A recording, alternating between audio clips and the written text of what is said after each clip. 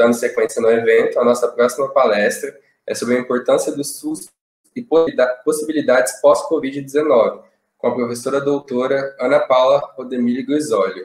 A Ana Paula Rodemili Guizoli, ela é médica veterinária formada pela Faculdade de Ciências Agrárias e Veterinárias, na Unesp.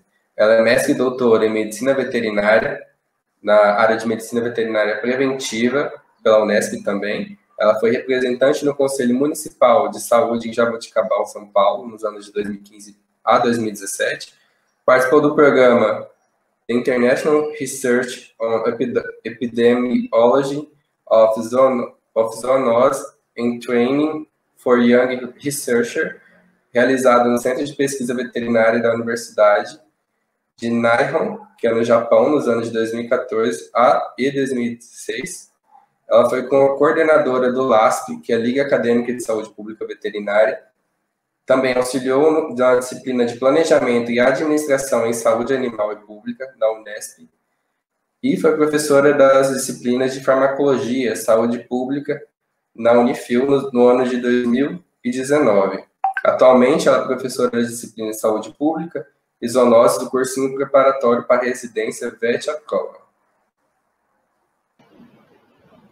Boa tarde, professora. Estão me ouvindo? Sim. Sim. Nós gostaríamos de agradecer a sua presença e nós iremos passar a palavra para começar a nossa palestra de hoje. Bom, então vamos lá. Em primeiro lugar, boa tarde. Quero agradecer aí o convite do GAESP para participar desse evento, um webinar de saúde única, e também parabenizar aí pela iniciativa de fazer um evento tão bacana, com palestras excelentes aí, com temas atuais. E no meu caso aqui, vamos conversar aí sobre a importância do SUS e possibilidades pós-Covid-19. O SUS, nesse ano de 2020, foi muito comentado, até mais assim que o habitual, porque ele sempre é comentado. O interessante é que a forma como ele apareceu, ele acabou trazendo muitas dúvidas sobre quem é o SUS. Então, eu espero, assim, que hoje nós consigamos entender de uma forma melhor o SUS e também entender por que surgiram aí tantas polêmicas a respeito dele, principalmente com a questão aí do Covid-19. Então, antes de mais nada, a gente precisa entender, então, o que é o SUS. Eu acho interessante que sempre quando eu faço alguma aula, alguma palestra, eu gosto muito, assim, de conversar com o pessoal e saber, assim, quais são as ideias, de uma forma geral, que todo mundo tem sobre o SUS. Como agora estamos aí trabalhando com esse modelo digital, a gente sabe que não vai ser possível fazer dessa forma, mas o interessante é que sempre vem as mesmas ideias, principalmente com relação a hospitais lotados, falta de gestão, falta de profissionais de saúde, enfim, a gente sempre vê coisas muito negativas relacionadas ao SUS. Então, eu acho que antes de qualquer pensamento desse tipo, vamos primeiro conhecer esse famoso SUS aí, para depois a gente entender também a parte negativa e também entender a nossa participação, a nossa responsabilidade dentro de tudo isso. Então, o que é esse SUS? Qual que é a importância dele no Brasil? Certo? Por que a gente tem que fortalecer o SUS? Por que isso? Por que defender o SUS? E por que ele é importante para mim? Tá, eu tenho um plano de saúde, ou eu tô super saudável, nem precisei, graças a Deus, ir no hospital esse ano. Tá, por que ele é importante para mim? Então, vamos manter essas questões aí na cabeça e vamos tentar respondê-las aí da melhor forma possível. De quem que é o SUS? Também é outra questão importante, coloquei até aí uma figurinha, a gente vê aí os bonequinhos falando, o SUS é do governo, o SUS é da prefeitura, o SUS é dos hospitais, dos médicos, dos bancos, quando a gente pensa até na questão de privatização, é do povo, é meu, é seu, é só daquele que foi lá na UPA, enfim, de quem que é o SUS? Então, também vamos guardar essa questão aí e vamos respondê-la também, tá? Já adianto aí de antemão que o SUS, ele é de todos, tá? Já vamos entender aí por quê. Então, o SUS, a sigla em si significa Sistema Único de Saúde. Então, é um nome bem tranquilo de lembrar.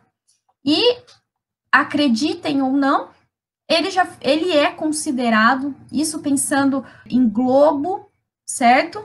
É considerado um dos melhores programas de saúde do mundo, tá, gente? Aí você fala, meu Deus, mas a gente tem tanto problema de saúde aqui no Brasil, como é que a gente tem uma afirmação dessa?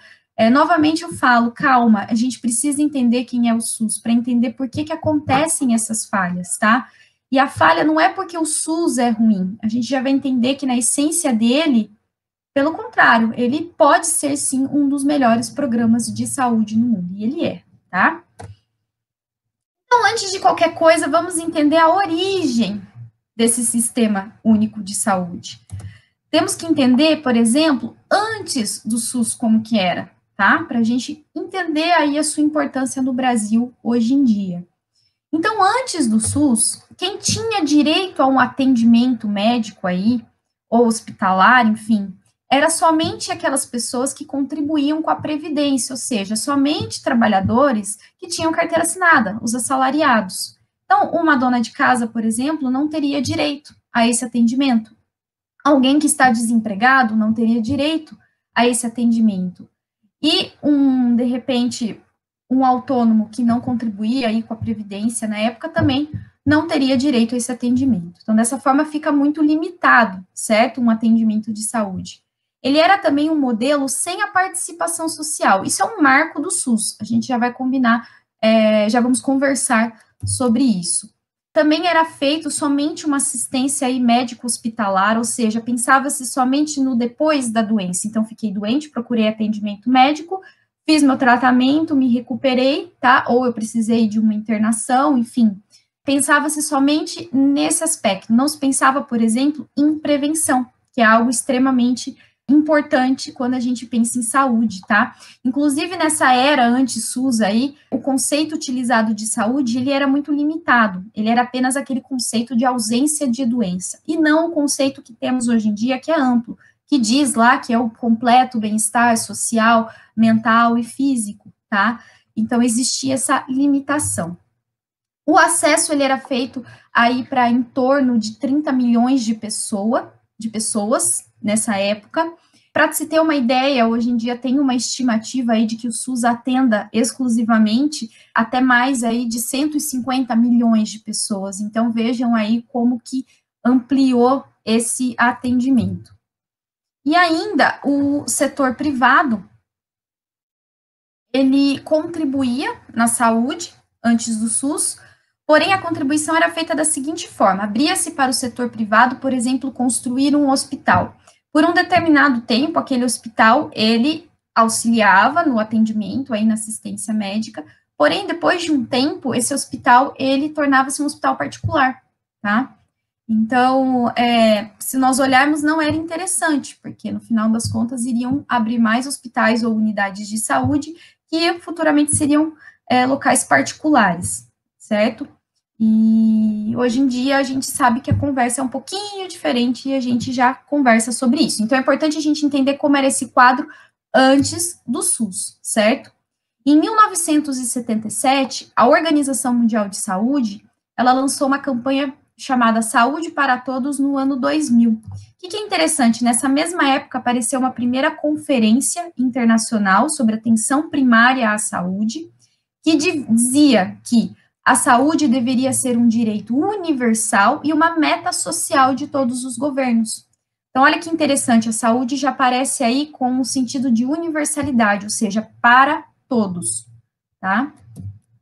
Em 86, houve uma 8ª Conferência Nacional de Saúde, e nela surgiram algumas recomendações, como, por exemplo, a descentralização, ou seja, o poder de decisão aí de quais ações deveriam ser feitas na área da saúde, por exemplo, não ficaria somente na mão do governo federal, mas os governos estaduais e também os municipais, as prefeituras, teriam essa autonomia, tá?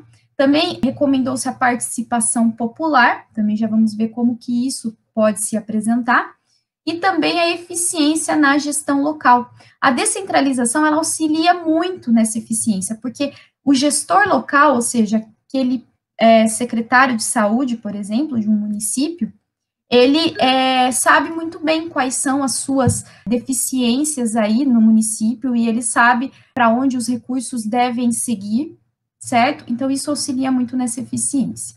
Também surgiram as ideias de fatores determinantes e condicionantes da saúde. Esses fatores, que são, por exemplo, alimentação, saneamento básico, meio ambiente, trabalho, renda, educação, transporte, lazer, acesso a bens e serviços essenciais, são fatores que, combinados, eles mostram as características de uma determinada população. E isso, automaticamente, mostra a qualidade de vida dessa população. Então, uma população que não tem acesso, por exemplo, a saneamento básico, que não tem boas condições de trabalho, automaticamente sabemos que virão problemas de saúde em decorrência disso. A gente sabe que é uma população que requer aí uma atenção especial para determinadas ações e situações, certo? Então, isso é muito interessante, e eu quero frisar que esses fatores, eles são utilizados até hoje na área da saúde, tá? Para auxiliar principalmente nas questões de ações, quais ações devemos desenvolver numa determinada população, tá? Ainda sobre 86, então, nós tivemos essa ampla discussão sobre saúde. Em 87 surgiu o Sistema Unificado e Descentralizado de Saúde. Ele foi aí um precursor do SUS, tá? Trazendo novamente a questão da universalização, da descentralização e também da democratização dessa questão de gestão, tá? Então, reforçando aquilo que foi recomendado na Conferência Nacional de Saúde. Então, após todas essas discussões, após o surgimento daquele sistema unificado, na sequência, nós tivemos um acontecimento importante no Brasil, que foi o surgimento, aí, a origem da Constituição de 1988, que é a nossa Constituição atual e que ela foi tão falada aí nesses últimos anos, tá? Nessa Constituição, apareceu aí a saúde como um produto social, ou seja, como algo que é da população, tá? E veio também dividido ali em 3 setores, que é a saúde em si, a previdência social e também a assistência social, que tudo isso combinado deve trazer aí boas condições de vida para todos, tá? Então, a saúde vem como uma política com maior relevância no nosso cenário nacional. Então, lembrem que antes só tinha direito à saúde quem era trabalhador assalariado, por exemplo, né? Que foi o que eu comentei ali com vocês, ou que contribuía ali para a previdência social. Hoje em dia, e a partir dessa Constituição de 88, já passa a ser o quê? Já passa a ser um produto social, um direito de todos. E também veio junto as bases legais para que os municípios tivessem maior autonomia, ou seja, responsáveis por saber aquilo que eles vão precisar, como eles vão manejar seus recursos, tá? Para a elaboração das políticas de saúde. Na sequência, após essa Constituição de 88, eu achei interessante trazer aqui, elencar rapidamente as principais leis que amparam o SUS. Depois eu vou vir aí com um compilado que, na verdade, é todo embasado dentro dessa legislação. Então, de repente, a gente quer um amparo aí escrito, né, de alguma coisa, enfim, um amparo legal mesmo. Então, é interessante saber que existem essas leis. Então, após a Constituição de 1988, veio na sequência a Lei 8080. Ela é extremamente importante, ela é conhecida como Lei Orgânica da Saúde, e é ela que trouxe e nos apresentou o Sistema Único de Saúde, o SUS, tá? Depois, em 2011, tivemos o Decreto 7.508, que ele vem explicando como deve funcionar esse SUS. Então, ele amplia a Lei 8080. E a Lei 8.142, de 1990, ela explica a participação social. Já adianto que podemos participar, por exemplo, em conselhos municipais de saúde. Então, explica como eles podem funcionar. E, junto com tudo isso, nós temos aí em 2017, que na verdade já é uma legislação atualizada, aí uma portaria atualizada, da Política Nacional de Atenção Básica. Essa aqui eu quero frisar, porque eu vou falar bastante sobre a atenção básica e da importância que ela tem hoje em dia e que ela vai continuar tendo e vai ter depois do Covid também, no pós-Covid aí, que foi a proposta aí até na temática da palestra. Então, essa atenção básica, ela está inserida dentro do SUS e tem uma política somente dela aí para explicar como ela funciona, tá? Então, retornando aí para a Constituição, ela diz, então, que a saúde é um direito de todos, é um dever do Estado e é garantido aí por políticas sociais e econômicas. Políticas essas que vão visar reduzir o risco de doenças e agravos e trazer um acesso universal e igualitário para ações de promoção, proteção e recuperação. Olha que interessante, a gente para de falar somente da recuperação, do tratamento, a gente começa a falar de promoção, ou seja, prevenção de doenças. E também a gente fala de proteção, que é mais esse ano que a gente está aí aguardando ansiosamente pela vacina contra o coronavírus. Isso é uma forma de proteção, tá, gente? Então, todo o esquema de vacinação que existe aí no SUS, que a gente toma lá desde bebezinho, é considerado uma forma aí de proteção da nossa saúde. Quem garante é o nosso governo, certo? Então, o SUS, nessa contextualização toda, ele vem na sequência, lá em 1990, com a proposta de ser aí um conjunto de ações e serviços de saúde prestados por órgãos e instituições públicas federais, estaduais e municipais, com acesso gratuito para todo cidadão, certo? Independente de quem seja, de qual seja a sua condição aí, enfim, você tem acesso aos serviços e ações de saúde que fazem parte aí do SUS. Então, a saúde, ela é um direito fundamental do ser humano, ou seja, na própria legislação do SUS, ela mantém firme aquilo que está escrito na Constituição, tá? E o mais interessante que eu quero puxar aqui é que, no caso dessa legislação, ela diz que não exclui, apesar do Estado ter o dever de prover todas as condições do pleno exercício dessa saúde para todos, não exclui o dever das pessoas, da família, das empresas e da sociedade, ou seja, estimula também que você tenha cuidado sobre a sua saúde, certo? Que a sua família tenha cuidado com aqueles que precisam. Então, isso é muito interessante, muda muito a visão de saúde. E aí vem uma parte aqui que é bem importante, até porque esse ano comentou-se muito sobre questão de privatização. Então, vamos adiantar já um pedacinho aqui, que está em legislação, tanto na Constituição como na Lei 8080, essa privada, ela pode sim participar do SUS, tá, gente? A única coisa é que ela participa de forma complementar, ou seja, são feitos contratos, convênios, tá? E é sempre quando existe uma necessidade. Então, por exemplo, faltam leitos de UTI. Então, de repente, uma Santa Casa, que é uma entidade que a gente fala filantrópica, então, de repente, essa entidade tem lá alguns leitos que ela pode ceder para o SUS, e aí ela faz um contrato, um convênio, enfim, ela cede esses leitos, e claro que tudo isso vai ser seguido de acordo com as normas do SUS, de acordo com a legislação do SUS, tá, gente? E é por um tempo, enfim, não precisa ser para sempre, assim, é por um tempo para auxiliar. Então, não dá para simplesmente a iniciativa privada, de repente, chegar e privatizar tudo, comprar todos os hospitais, todas as unidades, não, porque existe esse amparo legal por trás aí. Então, é importante a gente saber sobre isso. Então, como eu falei, existe uma preferência por entidades filantrópicas e sem fins lucrativos. E qualquer participação da iniciativa privada não pode ter nenhuma iniciativa, assim, para fins lucrativos, tá, gente? Não pode existir isso. Seria como uma forma de ajudar mesmo, tá? No atendimento. Então, na Constituição são apresentadas também algumas diretrizes. Então, como eu comentei lá no início, antes do SUS, ali nas discussões que veio falando sobre a descentralização, então ela já foi logo de cara a primeira diretriz. O que é a diretriz? Elas são pontos ali que norteiam como deve seguir o sistema de saúde, certo? Então, a descentralização, como eu falei para vocês, os municípios, os estados começam a ter maior autonomia sobre sua decisão. É claro que o governo federal auxilia, sim, no planejamento, ele quem faz as legislações. Existe, claro, todo um esquema de relatórios que são reportados, não é assim somente eu recebo recurso, eu uso no que eu quero e fica por isso mesmo, tá? Não, existe todo um controle feito aí. Mas o interessante é que o município, ele pode, sim, fazer o seu planejamento, tá? Da forma que vá atender aquilo que realmente precisa. O atendimento integral, o que é legal do atendimento integral? quer dizer que tem acesso a essas ações e serviços de saúde todos os cidadãos, independente da condição dele, enfim, sempre livre de qualquer tipo de preconceito. E a prioridade é sempre pela prevenção, então sempre prioriza-se muito as ações de prevenção.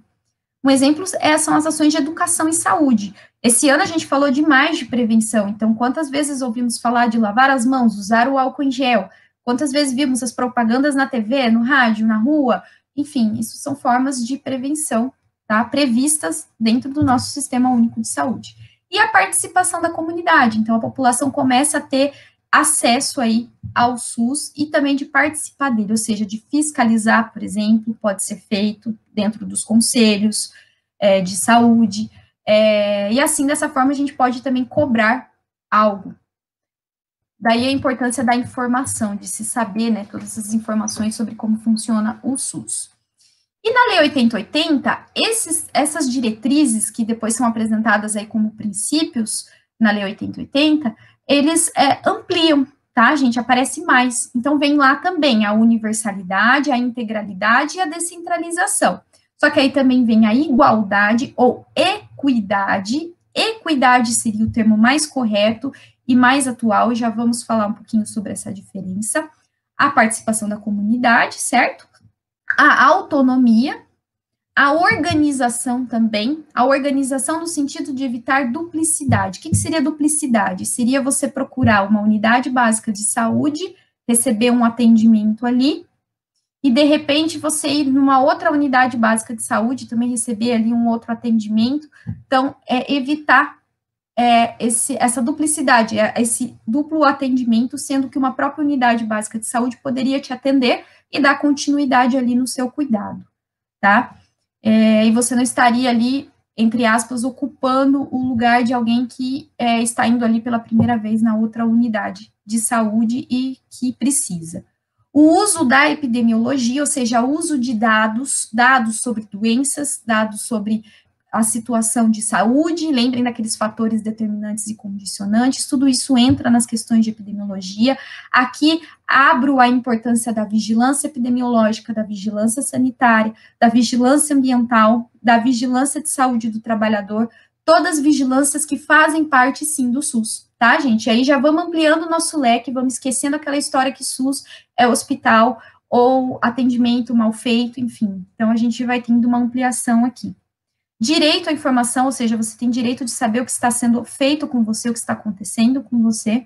Resolutividade, ou seja, ser efetivo, eficiente no seu atendimento ali, nas suas ações. Integrar saúde, ambiente e saneamento. Quando a gente fala aí de saúde única, que é até a proposta do webinar, ela cai bem assim de frente aí também com aquilo que é previsto pelo próprio SUS, e que hoje em dia a gente estimula muito, e aí entra até a questão da saúde animal também, nesse contexto todo, tá? Divulgação dos serviços e também de utilização, aqui é importante porque se estimula muito dentro do SUS a questão da divulgação de informação, só que a gente sabe que tem algumas falhas, e eu fico muito triste por isso, porque eu acho, assim, que se a população tivesse mais informação sobre como é o SUS, como ele funciona, nós conseguiríamos proteger mais esse sistema de saúde e também cobrar mais dos nossos gestores. E o interessante é que em 2017, a lei é lá de 1990, mas em 2017 foi acrescido um novo princípio, que é o de atendimento a vítimas de violência doméstica. E a gente olha aí, né, enfim, a violência doméstica, ela não surgiu em 2017, certo? Mas ela aparece aí como algo importante somente em 2017. Está aí com força toda e vem ganhando cada vez mais força, engajamento, e tem que ganhar mesmo, tá? Quero fazer aqui um parênteses com a questão da descentralização, que na Lei 8080 comenta-se muito sobre a regionalização e a hierarquização. E ela é reforçada no decreto 7.508, que é o decreto que eu comentei com vocês, que amplia a explicação sobre como funciona o SUS. Essa regionalização e hierarquização, eu acho interessante entendermos. Então, eu fiz aqui algumas figuras para auxiliar nessa questão. Então, quando a gente fala em regionalização, a gente tem que lembrar que, a partir desse momento, o nosso país cada estado, no caso aqui eu exemplifiquei o estado do Paraná, nós temos as regiões de saúde. Então, no estado, aí pela figurinha que eu mandei para vocês, vocês vão observar que tem alguns números. Cada número desse representa uma região de saúde. O que é uma região de saúde? Ela é uma área geográfica, certo? Ela pode ser um município somente, completo. Ela pode ser um conjunto de municípios, tá? Isso, o que vai indicar se vai ser de uma forma ou de outra? São as características desses municípios, tá? Então, municípios que tenham características semelhantes, que compartilham uma rede de transporte, que tenham características da sua população, seja culturais, sociais, enfim, semelhantes, elas podem se juntar, se unir e ter uma única região de saúde. Por isso que em alguns locais do Brasil, a gente vê, por exemplo, um hospital grande ali, com toda a estrutura, e vários municípios fazendo aí o atendimento nesse hospital, certo? Tendo pacientes encaminhados para esse hospital. Provavelmente, esses municípios fazem parte de uma única região de saúde, tá? Também acontece para casos de atendimentos especializados, como, por exemplo, hospitais de câncer, que a gente tem em Barretos, em São Paulo. Então, os municípios ali da região encaminham seus pacientes, inclusive tem ônibus fornecidos pela Secretaria de Saúde do município, que leva esses pacientes para fazer o seu tratamento e atendimento nesse hospital. Então, provavelmente, tudo ali faz parte de uma região de saúde, tá? Essa divisão vem justamente para ajudar e facilitar as questões de organização dos serviços de saúde e de atendimento, tá, gente? Outra coisa interessante é a hierarquização. A hierarquização eu vou explicar depois numa outra figurinha, um pouco mais de detalhes. Mas é importante nós entendermos que dentro do rol aí de serviços de saúde, nós temos a atenção básica, representada pelas unidades básicas de saúde, ou as unidades saúde da família, e temos as UPAs, e temos também os hospitais, tá? De uma forma bem geral, assim, para mostrar. O que é interessante? A unidade básica, a atenção básica, ela é conhecida aí como uma de baixa complexidade, não porque ela seja menos importante, pelo contrário, ela é a mais importante, já vamos ver por quê. Mas devido às suas ações, seus serviços oferecidos. Então, de repente, um paciente que entra em complicação, que precisa de uma internação, ele vai precisar ir para um atendimento de média ou de alta complexidade.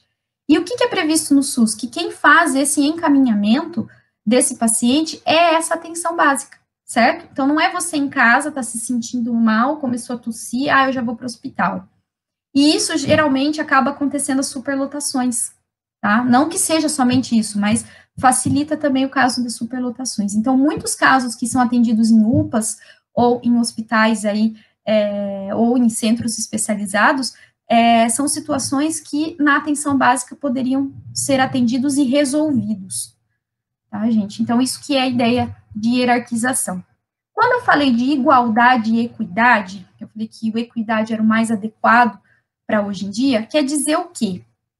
Que dentro do SUS nós temos que olhar todos de forma igual. E, claro, todos os recursos devem ser distribuídos de forma igual. Porém, a gente tem que analisar as diferenças, porque o Brasil é imenso. Cada região é de uma forma, cada município tem uma necessidade diferente, cada pessoa possui uma necessidade diferente. Então, a gente tem que olhar isso para a gente levar o recurso, para a gente levar aquilo para aqueles que mais precisam, de forma que eles fiquem iguais àqueles que não precisaram tanto. Não sei se me fiz entender muito bem, qualquer coisa a gente explica de novo depois, tá? Então, pessoas diferentes têm necessidades diferentes. Apesar das pessoas possuírem o mesmo direito aos serviços de saúde, elas não são iguais e têm necessidades diferentes. Então, é preciso investir mais onde a carência é maior, para que todos tenham a mesma assistência à saúde, ok? Então, acho que essa fala, ela mostra bem. Aqui também tem uma figurinha que eu gosto muito de usar, até nas minhas aulas, que fala muito sobre essa parte da igualdade e equidade. Então, na igualdade, é todo mundo igual, não importa, é todo mundo igual. Então, se é um caixotinho para cada um ver o jogo, é um caixotinho para cada um ver o jogo. Mas a gente pode ver que o bonequinho menorzinho não tá vendo o jogo, certo? Porque ele é pequenininho, e ele tá até triste ali. Então, o que foi feito? Pegou-se o caixotinho daquele bonequinho maior, que não teria prejuízo nenhum para a visão dele de jogo, e passou para o outro para que ele pudesse. Então, dessa forma, todos ficaram o quê? Iguais, conseguiram ver o jogo da mesma forma. Porém, o pequenininho tá com 2 caixotes. Então, essa que é a ideia dentro do SUS, tá, gente? Que deveria ser dessa forma. Então, frisando aí, o SUS vem com essas ações e serviços de promoção, proteção e recuperação da saúde, e temos, sim, a participação complementar da iniciativa privada, e tudo isso organizado de forma regionalizada e hierarquizada, justamente para que não haja superlotações, para que exista uma organização aí de serviços e ações oferecidos para a população, para que todos possam ter direito. Então, é previsto aí ações e serviços divididos em atenção primária ou atenção básica, são termos equivalentes, tá? Serviços de urgência e emergência, esse aí é o famoso SAMU, média e alta complexidade, certo? Que seriam aí a UPA, os hospitais, atendimentos especializados, a atenção hospitalar, que entra em conjunto aí com a alta complexidade, vigilância epidemiológica, sanitária e ambiental, tá bom, gente?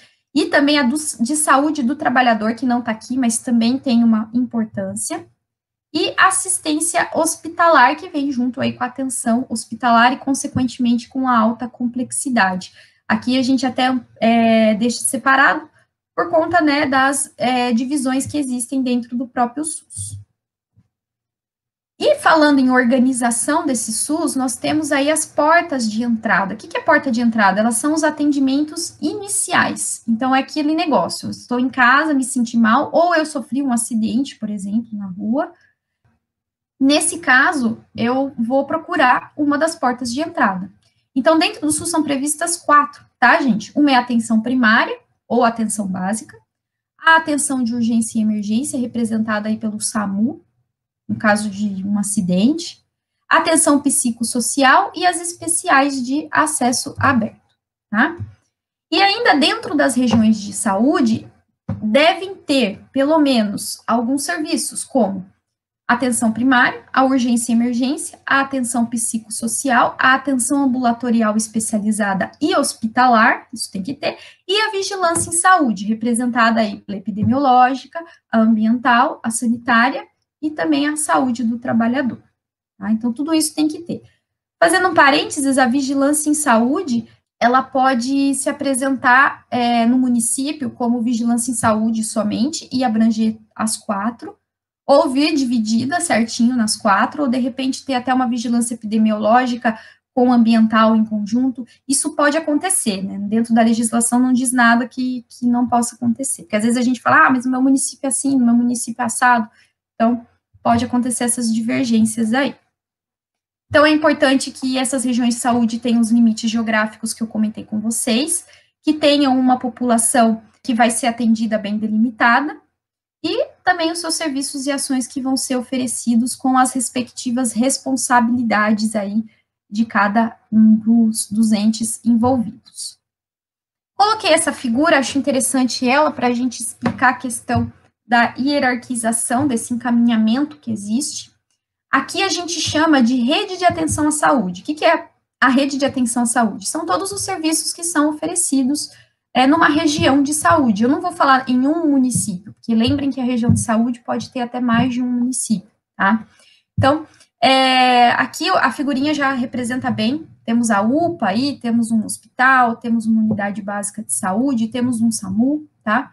Então, lembrem-se sempre, as portas de entrada são importantíssimas para auxiliar nesse encaminhamento aí dos pacientes dentro dessa rede de atenção à saúde. Então, um exemplo claro aí, SAMU, alguém que foi atropelado, recebe os primeiros socorros ali naquele local, e o SAMU encaminha, de repente, ali para um hospital, se ele precisar de uma cirurgia, ou de algum outro tipo de atendimento. Tá joia? Olha aqui. Então, alguém se sentiu mal, um resfriado aí, enfim, hoje em dia cai a Covid, aí um sintoma de Covid, então procura uma unidade básica de saúde. Lá pode ser feito exames, atendimento, enfim. E, havendo necessidade, se esse paciente não tem melhora ou se ele precisa de outros exames, ele segue o seu encaminhamento aí para um hospital. É bem interessante. Então, a atenção primária é o mesmo que a atenção básica, quero falar muito sobre ela, assim, né, enfatizar bastante, colocar aí, enfim, falar bastante sobre essa atenção básica, essa atenção primária.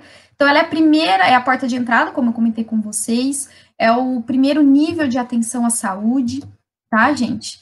Então, ela é a base do nosso Sistema Único de Saúde e o primeiro contato dos pacientes aí com a saúde, tá? Com um serviço de saúde. Tem uma importância muito grande. Então, ela é o centro aí de comunicação da nossa rede de atenção à saúde, e ela, é interessante a gente lembrar que ela atende às necessidades e demandas do território. Então, ela conhece a sua população, inclusive tem princípios e diretrizes que regem essa atenção básica, e um deles é justamente a territorialização e a população adscrita, que é justamente delimitar bem quem vai ser a população atendida por aquela equipe de saúde.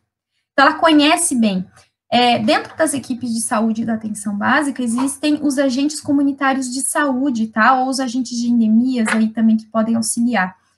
Nesse caso, eles estão em contato direto com a população. Claro que agora, nessa era Covid, aí nesse tempo de Covid, nós tivemos algumas adaptações, mas, de uma forma geral, são eles que têm esse contato próximo com a população.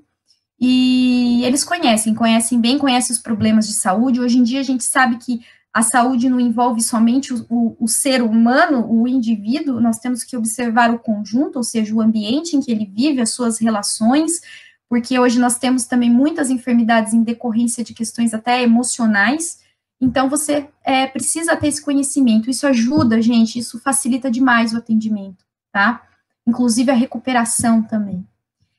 O cuidado centrado nessa pessoa automaticamente, a resolutividade, ou seja, a atenção básica tem que tentar resolver a maior parte dos seus problemas ali mesmo, e a maioria é passível de ser resolvido ali. Longitudinalidade do cuidado, o que isso quer dizer? Isso quer dizer o acolhimento, o vínculo com esse paciente, tá? Para você dar continuidade nesse cuidado. Lembre que tem as doenças crônicas, enfim, então tem pessoas que precisam desse cuidado por um tempo maior. Coordenação do cuidado e ordenação da rede também, tá?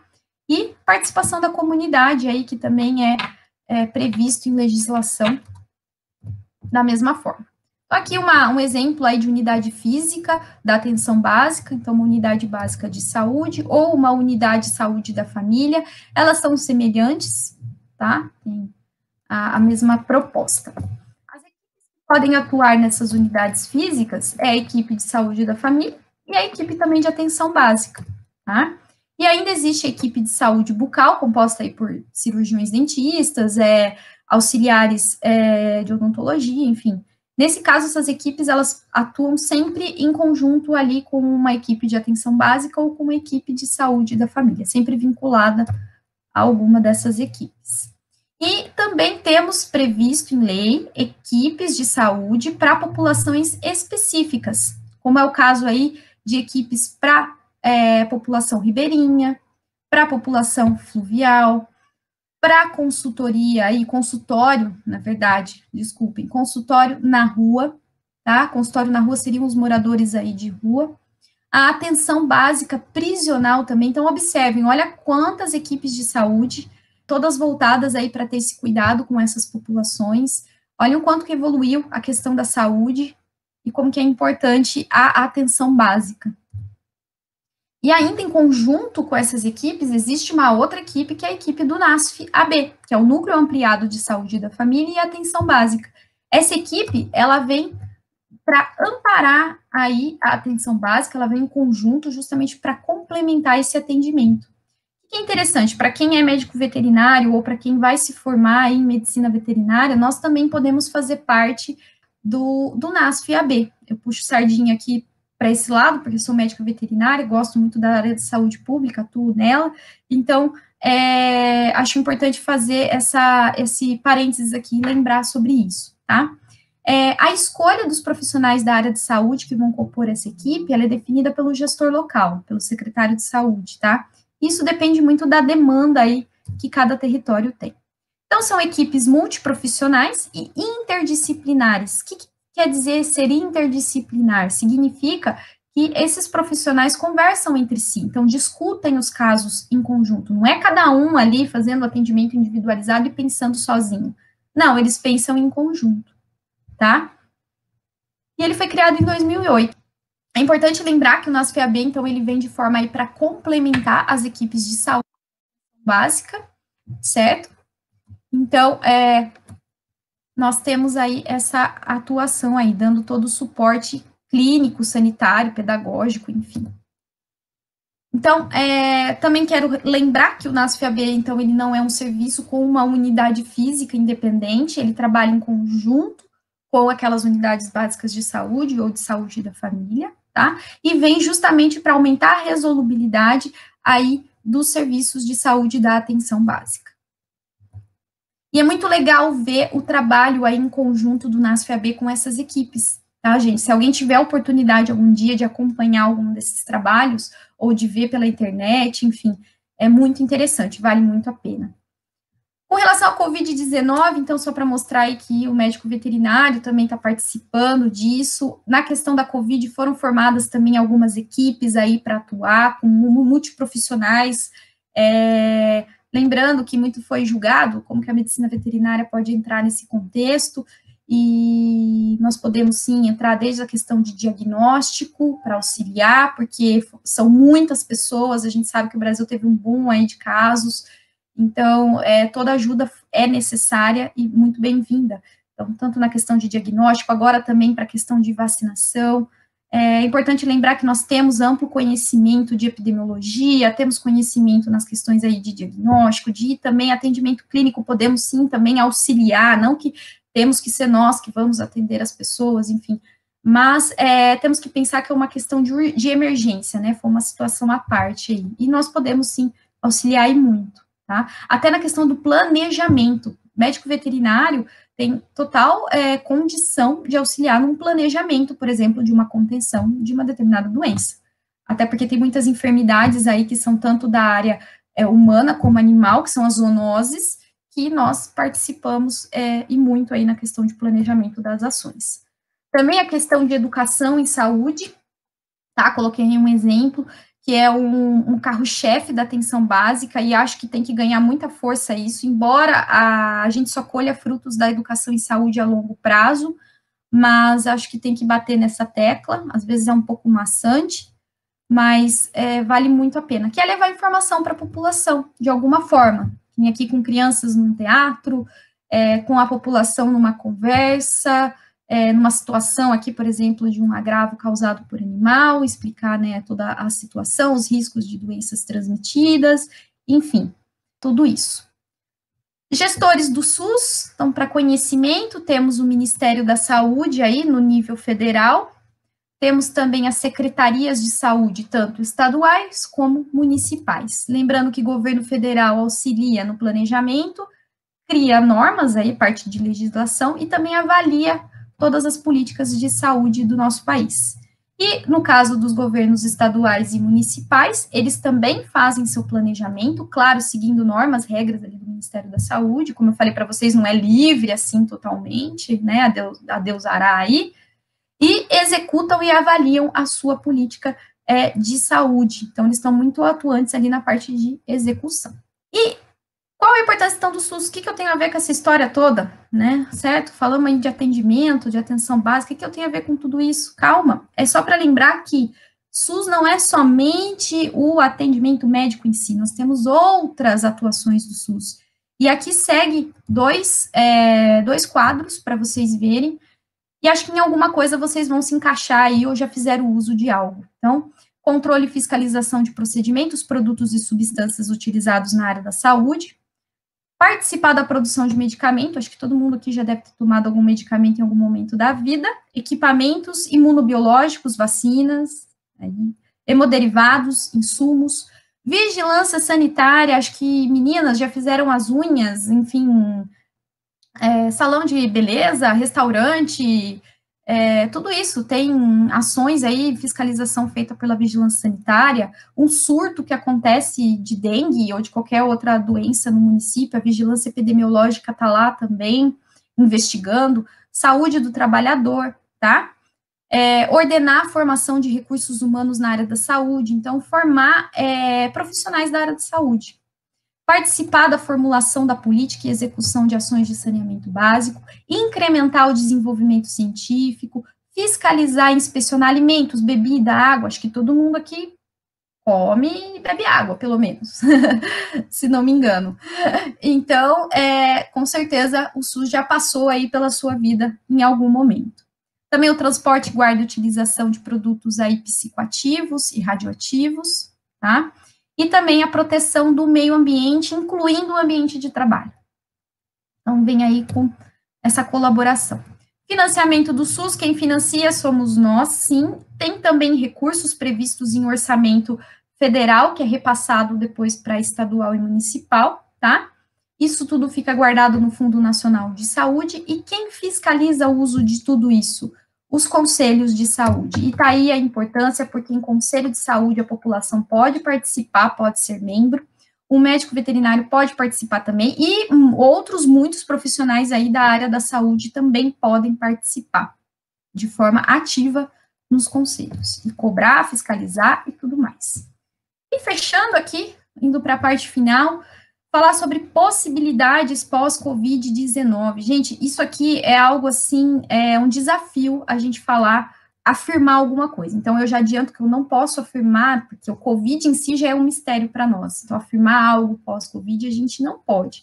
Mas a gente pode conversar sobre alguns temas que apareceram, e temos sim alguma coisa que a gente pode afirmar que vai ser necessário. Então, já vamos vir aqui. Então, nesses últimos dias aí, meses, nós tivemos aí um tal de um decreto geral e causou uma indignação geral, não à toa, claro, mas veio com tudo aí, inclusive para falar da questão de privatização. Então, era um decreto aí que previa abrir para o setor privado para construir unidades básicas de saúde no nosso país. Claro que esse decreto aí não deu 2, 3 dias ali, ele foi revogado pelo nosso presidente, e também levantou toda a deixa aí da questão da privatização do SUS. Então, vai privatizar SUS, não vai privatizar SUS? Como é que está essa situação? Pessoal, a privatização do SUS, ela é um tema recorrente dentro dos nossos governos, tá? Isso não é de agora, tá? Não é desse ano, é algo que sempre vem e vai vir ainda de novo, tá, gente? Então, isso não é algo que acabou por aqui. Então, o que é interessante? É interessante a gente lembrar que o SUS tem uma legislação forte, amparada lá pela Constituição 88 e pelas demais legislações que eu comentei com vocês. É uma legislação que reforça muito a questão do seu planejamento e da sua organização.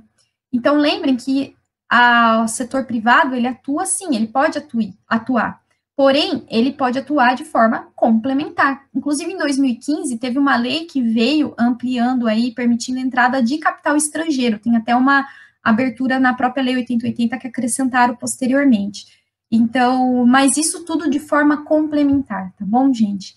Então, para se fazer uma alteração dessa, teria que se fazer uma alteração em legislação.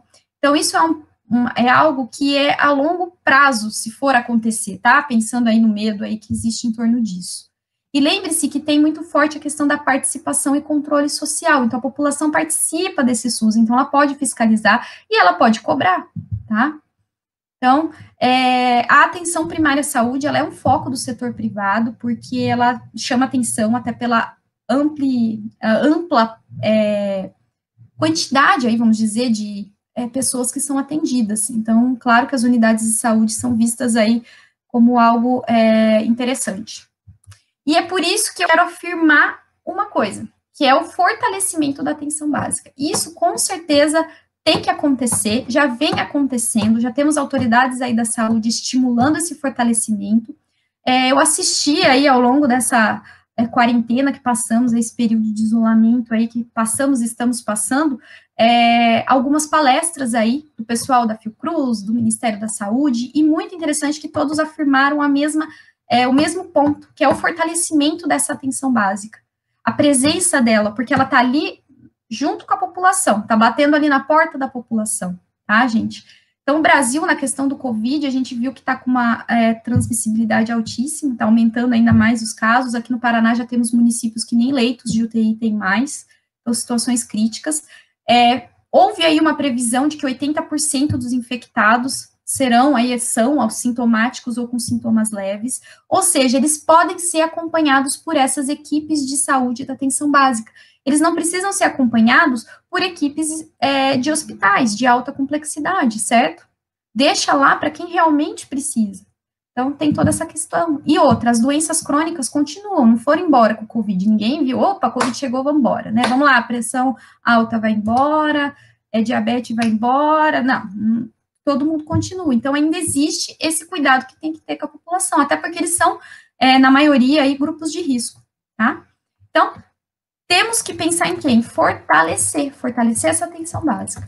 Então, quando pensamos em SUS, pessoal, lembrar sempre que a falha vem na questão da gestão, na questão dessa fiscalização do financiamento. Não é o SUS em si que não é bom, pelo contrário, a legislação dele mostra totalmente o contrário, tá?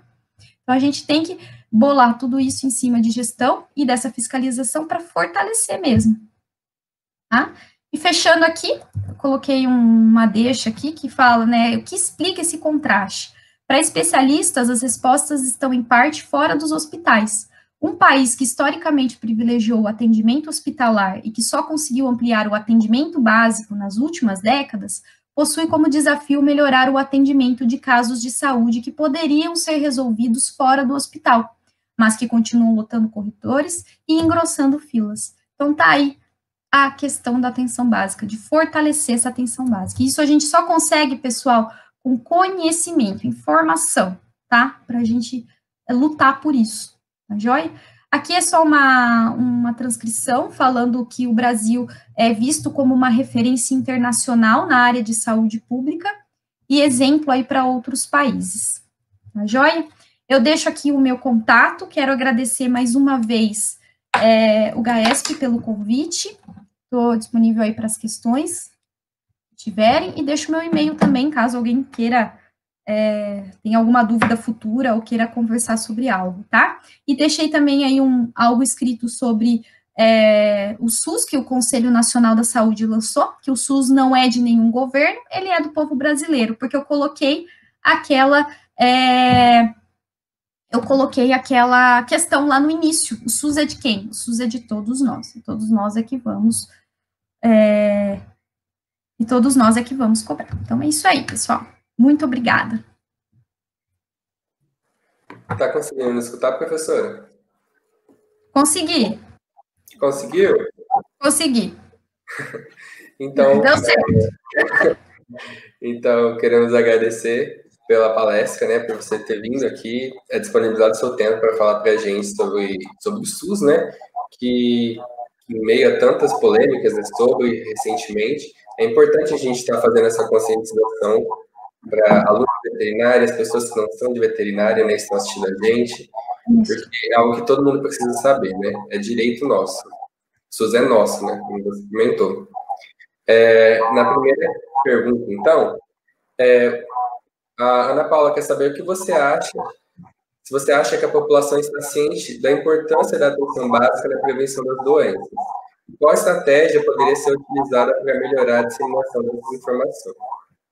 dessa informação? Matheus, você pode repetir a primeira para mim, que falhou um pouquinho aqui. Tá. Você acha que a população está ciente da importância da atenção básica na prevenção de doenças? É a Ana Paula que escreveu? Isso. Tá. Bom, Ana Paula, é o seguinte, de uma forma geral, a gente sabe que não, tá? Não são todas as populações. Eu acho interessante, assim, eu tive a oportunidade de ver o trabalho da atenção básica no estado de São Paulo, no estado do Paraná e também no Nordeste, tá? E em algumas regiões. E eu vi, assim, que depende muito da região, tá? Depende muito do trabalho, até mesmo da própria equipe de saúde. Então, uma equipe bem fortalecida, ela consegue fazer a parte de educação e saúde. Então, ela consegue levar essa informação para a população e a população fica com um conhecimento, assim, bem legal. Agora, de repente, uma equipe que ainda está se ambientando ali, né, tentando se encontrar, que pode acontecer, a gente sabe que tem algumas falhas. Então, a população acaba não sabendo mesmo. Então, a gente vê que tem eu falo que de uma forma geral no Brasil, a gente ainda tem que estimular essa questão de levar a informação correta. qual que é a segunda questão? Qual estratégia poderia ser utilizada para melhorar a disseminação dessa informação? Eu sempre bato na tecla da educação e saúde. Acho que não tem outro tipo de estratégia que possa ajudar. Como eu falei, ela é de longo prazo, mas não tem outra forma, porque é só você ali, todo dia, falando, que uma hora entende, sabe? Falando, dando exemplo, claro, né? Você não vai ficar lá só entregando o papelzinho e falando, né? Mas assim, é dando exemplo, conversando, mostrando. Isso no trabalho de formiguinha ali do dia a dia. Por isso que eu reforço muito a importância do agente comunitário de saúde, que está todo dia na casa, praticamente todo dia na casa das pessoas. Uma outra pergunta rapidinho, para finalizar. Você acredita que existe preconceito com a atuação do médico veterinário no NASF pela população, ou até mesmo pelos veterinários? Eu não diria preconceito, eu diria, novamente, questão de falta de informação. O que existe é uma ideia errada, isso eu vou falar da população primeiro, tá? É uma ideia errada de que o médico veterinário, ele é o médico dos animais e ponto final e acabou. Então, nós entraríamos ali no NASF para fazer, por exemplo, castração ou atendimento gratuito clínico, né? Então, de animais. E a gente sabe que, né, a profissão médico veterinário não é só isso. A gente sabe que nós somos, a gente brinca que a gente é o médico da humanidade, né? Então a gente envolve aí tanto a questão animal como também a saúde humana, a saúde pública, enfim. Então o que acontece é que as pessoas não sabem, que nem eu já tive a oportunidade de fazer um trabalho com população e coletar informações sobre esse conhecimento, e todo mundo, praticamente era 80%, 90% falando que a gente era exclusivamente o médico do animal, certo? Então, por exemplo, a gente não teria preocupação com a questão de alimentação, de ambiente, coleta de lixo, enfim, e tantas outras áreas que a gente pode auxiliar dentro do NASF, que é muito além da questão clínica propriamente dita de animais. E nem é essa a proposta nossa é justamente atuar em questão de vigilância epidemiológica, sanitária, enfim, por aí vai. E médicos veterinários, aí eu acho que, assim, existem às vezes entre nós mesmos, aí eu falo que o médico veterinário ele tem que aprender a se proteger, a gente tem que andar junto de mão dada e a gente tem que se proteger, então a gente tem que se defender, e às vezes a gente escuta, né, um ou outro falar aí alguma coisa, mas pode ser também, pode ter sido por falta de informação. Eu sei que o ensino da veterinária de antigamente, de muitos anos atrás aí, ele não vinha dando um fortalecimento e enfoque tão grande para a saúde pública. Então, profissionais talvez aí, né, venham aí com essa deficiência, vamos dizer assim, mas eu não posso afirmar, né, não posso dizer isso porque cada um é cada um. Mas eu acho que é mais questão de falta de informação mesmo. Beleza, então, professora. Se alguém tiver mais alguma pergunta, né, a gente vai estar passando seu e-mail para entrar em contato. A gente agradece novamente por você ter disponibilizado seu tempo, né? Eu tenho você com muito carinho. A professora Ana Paula, ela ministrou para mim a disciplina de saúde pública, foi uma das grandes incentivadoras que eu estou indo para essa área. E tenho muito orgulho de você. Estou muito feliz com a sua palestra. Muito obrigado. Eu também fico muito feliz de participar aí do evento de vocês. Espero ter colaborado aí. E muitas saudades aí de todos. Saudades também. Um grande abraço. Tchau, tchau.